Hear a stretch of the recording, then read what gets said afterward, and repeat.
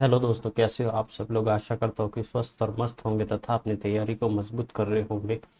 हम लोगों ने राजस्थान इतिहास के अंतर्गत जो मेवाड़ का इतिहास आता है उसको हमने शुरू किया था। उसमें हमने महाराणा कुंभा तक की जो घटनाएं आती है उनको हमने कवर कर लिया था। कहाँ तक कवर किया था? हमने कवर किया था महाराणा कुंभा तक। कुंभा के बारे में हमने पढ़ा था कि इनको अंतिम समय में एक रोग हो जाता है जिसे कहते हैं उन्माद नामक रोग। इस उन्माद नामक रोग के कारण कुंभा का ही पुत्र आता है उदय, या जिसे कहते हैं उदयकरण। कौन आता है? उदय या उदयकरण। उदय या उदयकरण जो कि महाराणा कुंभा की हत्या कुंभलगढ़ दुर्ग में एक कुंड पड़ता है जिसे कहते हैं मामादेव कुंड। क्या नाम है?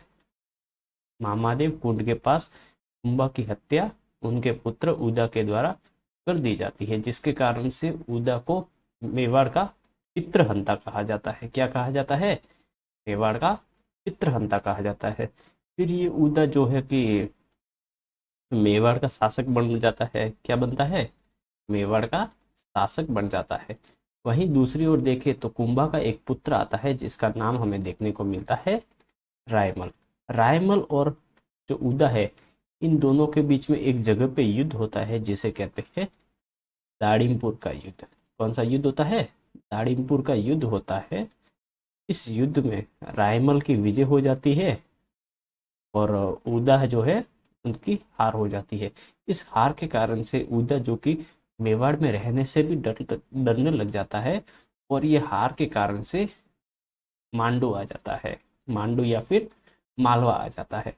वहां पर वहां पर जो खिलजी वंश के शासक आते हैं उनके साथ अपनी पुत्री का विवाह का संबंध भी रखते हैं कि आप मेरी पुत्री से शादी कर लो और मुझे मेवाड़ का शासक बना देना करके। लेकिन वो शर्त लागू होने से पहले ही उदा के ऊपर आकाशीय बिजली गिरने से उनकी मृत्यु हो जाती है। क्या गिरने से? बिजली गिरने से उनकी मृत्यु हो जाती है।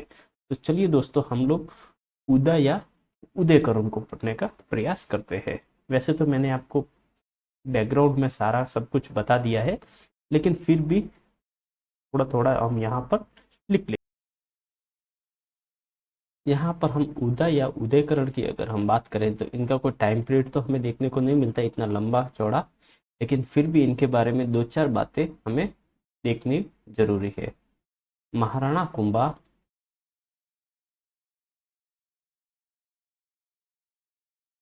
अंतिम समय में, कौन से अपने अंतिम समय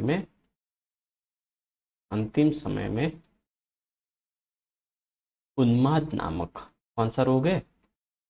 उन्माद नामक रोग से ग्रसित हो गए। किससे ग्रसित हो गए? उन्माद नामक जो रोग आता है उससे महाराणा कुंभा है जो ग्रसित हो गए। इसी के चलते उदा ने 1468 में, कौन सा टाइम पीरियड आता है? 1468 में कुंभलगढ़ दुर्ग के पास, कुंभलगढ़ दुर्ग के पास एक जगह पड़ती है जिसका नाम हमें देखने को मिलता है मामादेव कुंड। मामादेव कुंड ये जगह कहाँ पड़ती है? कुंभलगढ़ के पास में। कुंभलगढ़ के पास महाराणा कुंभा की क्या कर दी? कुंभा की एक तरीके से हत्या कर दी। इस हत्या के कारण से ही मेवाड़ का, ये अपने पिता की हत्या कर रहा है, तो इसी के कारण से इसे ही कहा जाता है मेवाड़ का चित्रहंता। इसलिए उदा को क्या कहा जाता है? उदा को मेवाड़ का चित्रहंता कहा जाता है। क्या कहा जाता है? चित्रहंता कहा जाता है। इससे पहले हमने देखा था कि जो महाराणा कुंभा है उनके मुख्य रूप से दो पुत्र आते हैं, एक का नाम उदा और एक का नाम आता है रायमल। क्या नाम आता है? एक का नाम आता है उदा और दूसरे का नाम आता है, हमने क्या कहा? हमने कहा कि महाराणा कुंभा, महाराणा कुंभा के अगर हम पुत्रों की चर्चा करें, किसकी चर्चा कर रहे हैं? महाराणा कुंभा के पुत्र या फिर उनके उत्तराधिकार कौन कौन थे? तो अगर हम इनकी बात करें तो मैं आपको एक डायग्राम के माध्यम से समझाना चाहता हूँ। तो इनके जो पुत्र दो आते हैं, एक का नाम आता है उदा, या इसे ही बोलते हैं उदयकरण। क्या नाम है? उदा या उदयकरण। और इनका एक पुत्र जिसका नाम हमें देखने को मिलता है रायमल। देखो, रणमल नहीं है, रणमल अलग है और ये रायमल है। अगर हम उदा की बात करें तो ये क्या करता है, ये मामादेव कुंड के पास जो कुंभा है, कुंभा की ये क्या कर देता है, हत्या कर देता है और स्वयं शासक बन जाता है। क्या बनता है? स्वयं मेवाड़ का शासक बन जाता है। तो स्वयं शासक बन रहा है तो सीधी सी बात है, इसका जो भाई है रायमल, उसको बुरा लगता है कि वो हमारे पिताजी को क्या करके एक तरीके से शासक बना है। तो ये जो रायमल है, ये एक जगह पड़ती है, जिसका नाम हमें देखने को मिलता है दाड़िमपुर।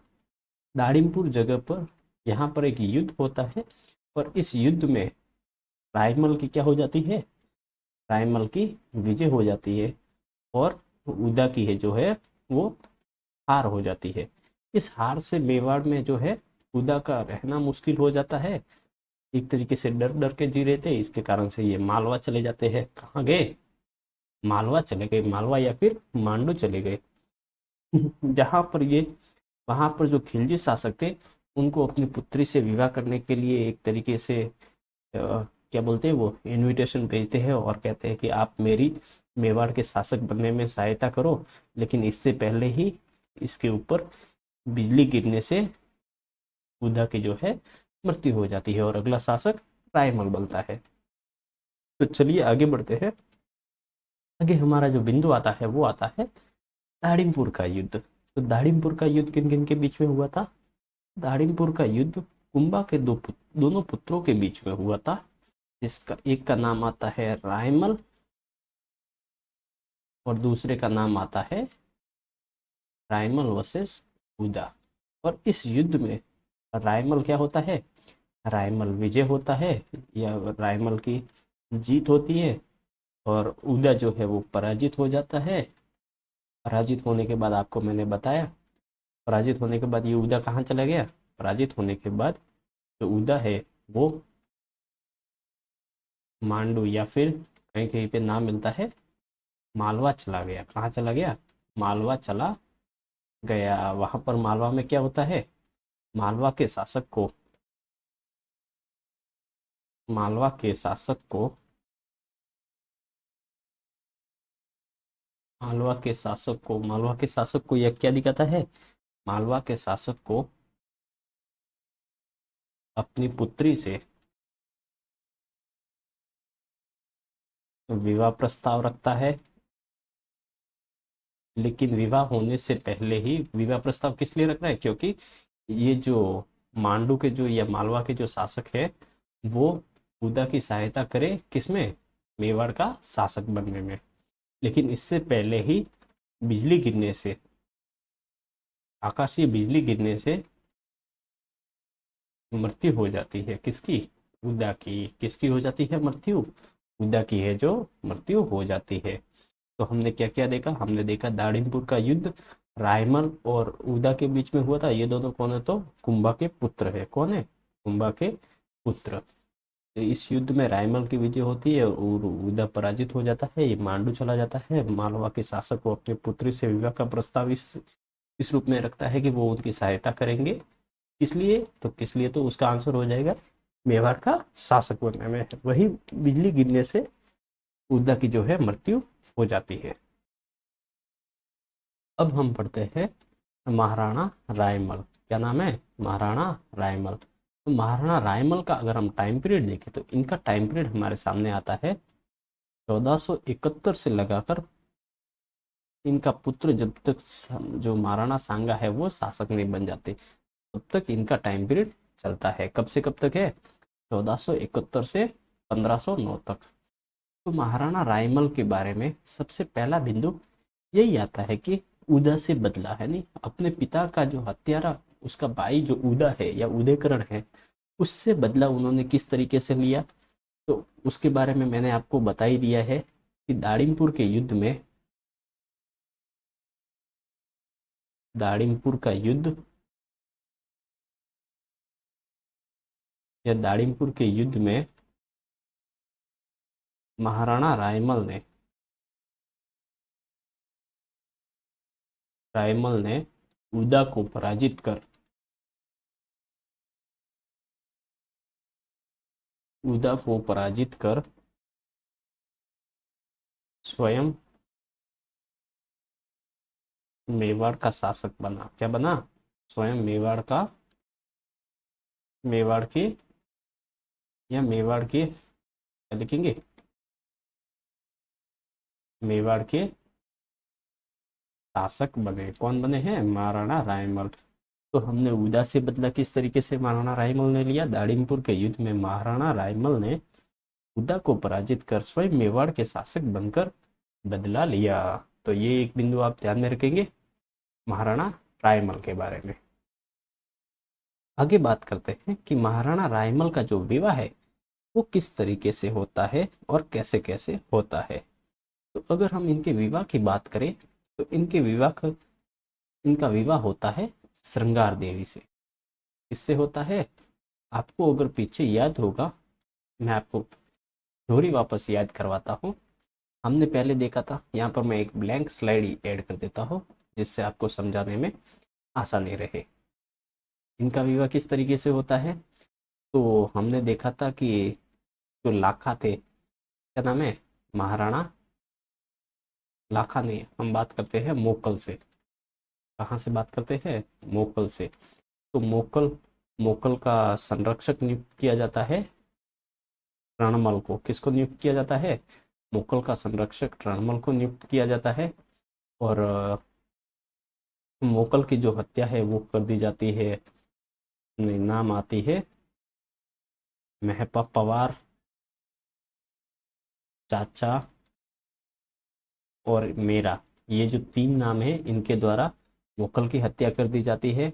और इसी समय ये जो रणमल है, फिर ये मोकल का पुत्र जो है कुंभा, वो अगला शासक बनता है। और कुंभा जो है, कुंभा के सामने 2 मुख्य समस्या आती है। पहली समस्या आती है कि ये जो महपा पवार और चाचा मेरा है, इनसे एक तरीके से किस तरीके से बदला लेना। और जो रणमल है जो कि मारवाड़ का सामंत है या मारवाड़ का एक प्रकार से राजकुमार है, ये इसका जो प्रभाव बढ़ रहा था मेवाड़ में उसको किस तरीके से कम करना है, इन बातों के ऊपर भी चर्चा हो रही थी। तो इनकी हत्या तो वो रणमल की सहायता से करता है, और रणमल को मारने के लिए ये सहायता लेता है, बारमली की सहायता लेता है। तो रणमल का पुत्र आता है राव जोधा। क्या नाम आता है? राव जोधा। जब रणमल की हत्या होती है तो ये राव जोधा भी कुंभलगढ़ दुर्ग या चित्तौड़ दुर्ग में ही था, और वहां से ये भागकर एक गांव हमें नाम देखने को मिलता है जिसका नाम है, क्या नाम है, जिसका नाम आता है, मेरे दिमाग से निकल गया है, वो काहुनी गांव आ जाते हैं। कहाँ आते हैं? काहुनी गांव। वहां पर मतलब एक तरीके से वो चिप कर रहते हैं। राव छुंडा आते हैं, जो छुंडा है, छुंडा के द्वारा एक तरीके से मारवाड़ के ऊपर अधिकार भी कर लिया जाता है। और एक तरीके से इस तरीके से ये सारी घटनाएं होती है। तो कुंभा की दादी आती है। कौन है? कुंभा की दादी, इसका नाम है हंसाबाई। और ये हंसाबाई कौन है? ये हंसाबाई है जो रणमल है इसकी एक तरीके से बहन है। तो ये कहती है कि आप आपस में ही क्यों लड़ाई कर रहे हो, एक काम करो, आप एक संधि कर लो, जिससे संधि होती है आवल बावल की संधि। क्या होती है? आवल बावल की संधि होती है। आवल बावल की संधि के तहत एक समझौता रहता है। आवल यानी आवले, आवले यानी आंकड़ा, आंकड़े जहां तक है वो एक तरीके से आंकड़े और बबुल, ये एक तरीके से इनका क्या कर दिया, सीमा निर्धारण कर दिया। तो भाई सीमा निर्धारण कर रहा है तो इससे तो राव जोधा को प्रॉफिट होगा, कुंभा को क्या प्रॉफिट होगा। तो राव जोधा की जो पुत्री आती है जिसका नाम हमें देखने को मिलता है श्रृंगार देवी। क्या नाम है? श्रृंगार देवी। ये राव जोधा की पुत्री है। और कुंभा का पुत्र आता है, कुंभा का जो पुत्र है उसका नाम हमें देखने को मिलता है रायमल। तो इन दोनों का विवाह है जो आवल बावल की संधि के तहत करवाया गया था। तो आशा करता हूँ ये सारी घटनाक्रम आपको ध्यान में रहेगा। तो मैं यहाँ पर लिख देता हूँ, इनका विवाह किससे हुआ था? श्रृंगार देवी से हुआ था। और श्रृंगार देवी से होने के पीछे क्या कारण है? ये कौन है?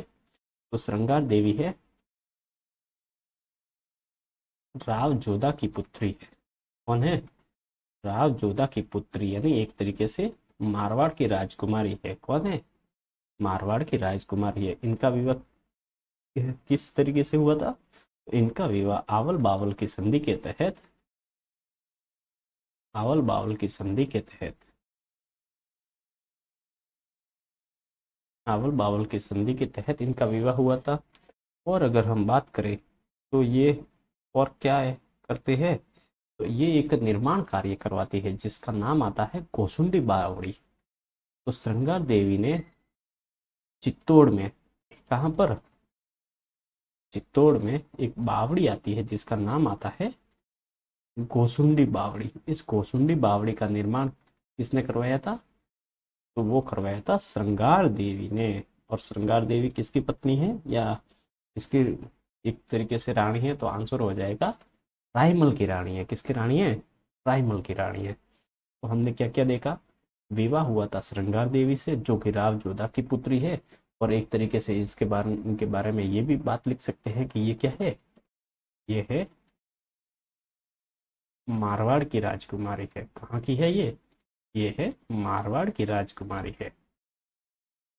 अब जोधा की पुत्री है। आवल बावल की संधि के तहत इनका विवाह हुआ था और चित्तौड़गढ़ दुर्ग में इन्होंने गोसुंडी बावड़ी का जो है निर्माण करवाया था। दोस्तों अब हम आगे बढ़ते हैं। रायमल के बारे में अगर और कुछ प्रमुख बातों के ऊपर चर्चा करें, एक बात आती है कि रायमल का प्रमुख शिल्पी कौन था। अगर हम रायमल के प्रमुख शिल्पी की बात करें तो वो नाम हमें देखने को मिलता है अर्जुन। कौन था? अर्जुन, जो कि रायमल का प्रमुख शिल्पी हुआ करता था। कौन है? अर्जुन। अर्जुन जो कि रायमल का प्रमुख शिल्पी है। वहीं अगर हम बात करें तो महाराणा रायमल ने सिंचाई के लिए, सिंचाई पर बल देने के लिए 3 तालाबों का निर्माण करवाया। कौन से तालाबों का निर्माण करवाया? 3 तालाब, जिसका नाम अगर हम देखें तो एक का नाम है राम शंकर व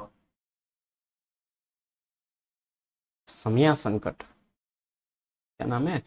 राम शंकर व समया संकट नामक 3 तालाबों का, कितने तालाबों का? 3 तालाबों का निर्माण करवाया। और इस निर्माण करवाने के पीछे अगर हम महाराणा रायमल का प्रमुख उद्देश्य अगर हम देखें तो सिंचाई पर बल देना था। क्या देना था? सिंचाई पर बल देने के लिए ये जो निर्माण कार्य है वो किए गए थे, सिंचाई पर बल। तो इससे एक क्वेश्चन और इम्पोर्टेंट क्वेश्चन निकल के हमारे सामने आता है कि महाराणा रायमल ने मेवाड़ में सर्वप्रथम सिंचाई प्रणाली पर बल दिया। क्या दिया है? सिंचाई प्रणाली पर बल दिया। कैसे दिया? तो राम शंकर और समया संकट नामक 3 तालाबों का निर्माण करवाकर उनसे सिंचाई पर बल दिया। तो हम यहाँ पर लिख सकते हैं कि महाराणा रायमल ने, महाराणा रायमल ने मेवाड़ में, महाराणा रायमल ने मेवाड़ में सर्वप्रथम सिंचाई, सर्वप्रथम सिंचाई प्रणाली पर, सिंचाई प्रणाली पर क्या दिया है? बल दिया। तो इस तरीके से हमने देखा कि महाराणा रायमल के अगर हम प्रमुख शिल्पी की बात करते हैं तो वो नाम आता है अर्जुन। क्या नाम है? अर्जुन। और वहीं अगर हम देखें कि इन्होंने 3 तालाबों का निर्माण करवाया, राम शंकर व समया संकट नामक 3 तालाबों का निर्माण करवाया जिससे सिंचाई पर बल दिया गया। महाराणा रायमल ने मेवाड़ में सर्वप्रथम सिंचाई प्रणाली पर बल दिया। इससे ये साबित होता है। आगे चलते हाँ जी दोस्तों, अगर हम महाराणा रायमल के बारे में आगे बढ़ते हैं तो उनके मंदिर निर्माण से संबंधित कुछ प्रमुख फैक्ट आते हैं। जिसमें से सबसे पहला है एकलिंग नाथ जी का मंदिर। वही मैंने आपको पहले बता दिया था, एकलिंग नाथ जी का जो मंदिर आता है, क्या नाम है, एकलिंग नाथ जी का जो मंदिर आता है, इसका निर्माण की अगर हम बात करें, इसका निर्माण, एकलिंग नाथ जी का मंदिर के निर्माण की बात करें तो ये आता है बप्पा रावल के द्वारा निर्माण किया गया था। इसके द्वारा, बप्पा रावल के द्वारा। इस मंदिर के वहीं अगर हम परकोटा निर्माण की बात करते हैं तो जो परकोटा निर्माण किया गया था वो किया गया था महाराणा मोकल के द्वारा। किसके द्वारा? महाराणा मोकल के द्वारा इसके परकोटे का निर्माण किया गया था, जिसके कारण से ही इसी मोकल मंदिर के नाम से भी जाना गया था। और अगर हम बात करें तो अब इसका जो पुनर्निर्माण है वो पुनर्निर्माण करवाया गया है महाराणा रायमल के द्वारा। किसके द्वारा पुनर्निर्माण करवाया गया? महाराणा रायमल के द्वारा। अगला क्वेश्चन बनता है कि एकलिंग नाथ जी का मंदिर कहाँ स्थित है? तो एकलिंग नाथ जी का जो मंदिर आता है वो कैलाशपुरी जगह पड़ती है। कहाँ जगह पड़ती है? कैलाशपुरी में। और ये कैलाशपुरी पड़ता है उदयपुर में। वहां पर इसका जो है निर्माण करवाया गया। तो हमने देखा एकलिंग नाथ जी का जो मंदिर है उसका निर्माण बप्पा रावल, इसके परकोटे का निर्माण महाराणा मोकल के द्वारा और पुनर्निर्माण महाराणा रायमल के द्वारा। और ये कैलाशपुरी में स्थित है, जो कि जगह पड़ती है उदयपुर में। कहाँ पड़ती है? उदयपुर में। वहीं अगर हम बात करें, यहाँ पर एकलिंग नाथ जी मंदिर में जो एकलिंग प्रशस्ति है, क्या ना है, एकलिंग नाथ प्रशस्ति है, एकलिंग नाथ प्रशस्ति का निर्माण भी महाराणा रायमल के द्वारा करवाया गया था। किसके द्वारा करवाया गया है? महाराणा रायमल के द्वारा एकलिंग नाथ प्रशस्ति, एकलिंग नाथ जी मंदिर कैलाशपुरी उदयपुर में करवाया गया। वहीं इनके एक और मंदिर निर्माण की अगर हम बात करें तो वो नाम आता है अद्भुत जी का मंदिर। क्या नाम है? अद्भुत जी का मंदिर। वहीं अगर हम अद्भुत जी के मंदिर की चर्चा करते हैं तो ये पड़ता है चित्तौड़गढ़ में। कहाँ पड़ता है? ये भी पड़ता है चित्तौड़ में। और इसका भी अगर हम निर्माण देखें तो इसका भी निर्माण जो है महाराणा रायमल के द्वारा निर्माण करवाया गया। इसके द्वारा करवाया गया, महाराणा रायमल के द्वारा अद्भुत जी का मंदिर का निर्माण करवाया गया। वहीं एकलिंग नाथ जी मंदिर का जीर्णोद्धार करके वहां पर एकलिंग नाथ प्रशस्ति का जो है निर्माण या फिर उत्कीर्ण करवा। तो दोस्तों आगे बढ़ते हैं तो हमारा अगला बिंदु आता है रायमल के पुत्रों के बारे में। क्या नाम है? रायमल के पुत्र। अगर हम सबसे बड़े बेटे से शुरुआत करें कि इनका सबसे बड़ा बेटा कौन था, तो उसका नाम आता है पृथ्वीराज सिसोदिया। क्या नाम है? ये बड़े बेटे का नाम आता है पृथ्वीराज सिसोदिया। क्या नाम है? पृथ्वीराज सिसोदिया। पर इसे ही, इनकी ही एक उपाधि आती है जिसे कहते हैं उड़ना राजकुमार के नाम से जाना जाता था इनको। किस लिए जाना जाता था? उड़ना राजकुमार, यानी बहुत तेज गति से भागने के कारण इनको उड़ना राजकुमार के नाम से जाना जाता था। और इनके बारे में एक क्वेश्चन बनता है कि इनकी छतरी कहाँ पड़ती है। अगर हम इनकी छतरी की बात करें तो इनकी एकमात्र की इनकी जो छतरी है वो कुंभलगढ़ दुर्ग में। कहाँ पर है? कुंभलगढ़ दुर्ग में इनकी जो छतरी है वो बनी हुई है। तो इनके पुत्रों के बारे में अगर हम और डिटेल में देखें तो एक का नाम हो गया पृथ्वीराज सिसोदिया और एक का नाम आता है जयदेव, या फिर नाम हमें देखने को मिलता है जयमल करके। क्या नाम है? जयदेव या जयमल। और एक का नाम आता है जय सिंह। कहीं कहीं पे हमें जय सिंह नाम देखने को मिलता है और कहीं कहीं पे हमें इनका नाम देखने को मिलता है राज सिंह भी देखने को मिलता है। वहीं अगर हम सबसे छोटे बेटे की बात करें तो उसका नाम आता है संग्राम सिंह। क्या नाम है? संग्राम सिंह प्रथम, या इन्हें ही जाना जाता है सांगा के नाम से। और ये सबसे क्या है? छोटे हैं। तो हमने देखा कि पृथ्वीराज सिसोदिया सबसे बड़े बेटे थे या रायमल के बाद अगर कोई उत्तराधिकारी बनेगा तो वो कौन बनेगा? पृथ्वीराज सिसोदिया बनेगा। इनकी अगर हम कुछ बातें देख लेते हैं तो एक इन्हें कहा जाता है उड़ना राजकुमार और इनकी छतरी कुंभलगढ़ दुर्ग में स्थित है। इनके बाद इनके जो अगले बेटे आते हैं, इनसे पृथ्वीराज सिसोदिया से छोटे आते हैं, इनका नाम आता है जयदेव। इनकी अल्पायु में ही मृत्यु हो जाती है। क्या हो जाती है? अल्पायु में ही इनकी मृत्यु हो जाती है। और ये एक तरीके से संग्राम सिंह और अगले जो शासक बनते हैं वो कौन बनेंगे? संग्राम सिंह प्रथम या जो महाराणा सांगा है वो अगले शासक बनते हैं।